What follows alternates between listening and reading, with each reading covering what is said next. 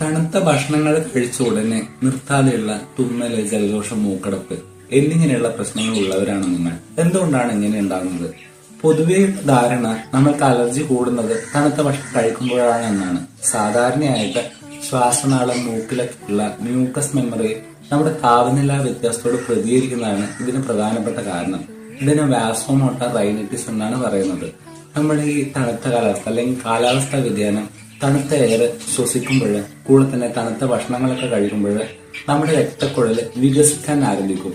ഇത് നിങ്ങൾക്ക് നിർത്താതെയുള്ള തുമ്മല്, ജലദോഷം, മൂക്കടപ്പൊക്കെ ഉണ്ടാക്കാൻ കാരണമാകുന്നുണ്ട്. ഇത്തരം കാരണങ്ങൾ നമ്മള് ഇൻഫെക്ഷൻ ആണെന്ന് തെറ്റിദ്ധരിച്ചിട്ട് നമ്മൾ ആന്റിബയോട്ടിക് ഒക്കെ എടുക്കുമ്പോൾ ഇത് ശരീരത്തിന് പലതരത്തിലുള്ള ആരോഗ്യ പ്രശ്നങ്ങൾ ഉണ്ടാക്കും. നമ്മുടെ അവസ്ഥകൾ നമ്മൾ മാനേജ് ചെയ്യേണ്ട എങ്ങനെയാന്ന് വെച്ചാൽ നമ്മുടെ ശരീരത്തിന്റെ ഇത്തരം അവസ്ഥകൾ മനസ്സിലാക്കിയിട്ടാണ് ഇതിനെ മാനേജ് ചെയ്യാൻ വേണ്ടിയിട്ട്. അല്ലാതെ അനാവശ്യമായിട്ട് ഇൻഫെക്ഷൻ ആണെന്ന് തെറ്റിദ്ധരിച്ചിട്ട് ഇത്തരം പ്രശ്നങ്ങൾക്ക് ഒരിക്കലും ആന്റിബയോട്ടിക് പോലുള്ള മെഡിസിൻസ് എടുക്കരുത്.